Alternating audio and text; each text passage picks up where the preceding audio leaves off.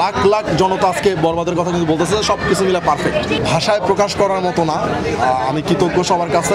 আমাকে চেনার আগে, আমাকে জানার আগে আমার সিনেমাটা জানুক ভাই, আমার সিনেমাটা নিয়ে কথা বলুক, আমি এতটুকুই হ্যাপি।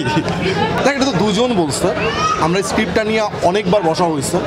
সো আমাদের কাছে মনে হয়েছে আমরা যা বলতে চাইছি একদম ঠিকঠাক বলতে চাইছি।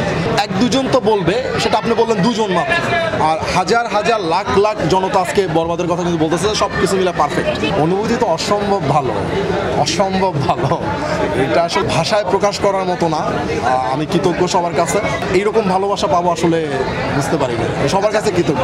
এইটা আমার প্রথম ছবি, তো আমার আরো অনেকগুলো সিনেমা বানাইতে হবে। এত বড় জহুরি আমি এখনো হই নাই যে আমি জাজ করে ফেলবো যে এই হবে এই হবে এই হবে। হ্যাঁ হ্যাঁ, কারণ ভালো করবে, কারণ নিঃসন্দেহে সিনেমা খুব ভালো করবে।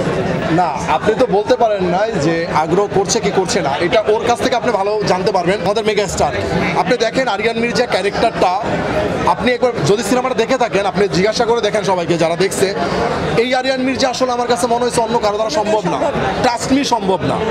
সো আরিয়ান মির্জার জন্য আমাদের মেগা স্টারই পারফেক্ট, এবং সেইটা একদম সে পর্দায় প্রমাণও করে দিচ্ছে। ভালো তো রেকর্ড ভাঙা, এটার পরে তাণ্ডব ভেঙে দেখ বরবাদের রেকর্ড, ইন্ডাস্ট্রি আরও আগাবে। এই যে যারা প্রডিউসার আছে এরা আরও বেশি সাহস করবেন এর থেকে বড় সিনেমা বানানোর জন্য।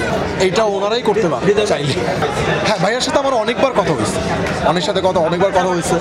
কি অবস্থা তোর, কেমন লাগতেছে, কেমন যাচ্ছে, এই তো কংগ্রাচুলেশন জানাইলো আমাকে, আমি ভাইয়াকে জানাইলাম, সব কিছু মিলে আর কি খুব হ্যাপি। আমাদের একটা বিশ্বাস ছিল, সবারই একটা বিশ্বাস ছিল।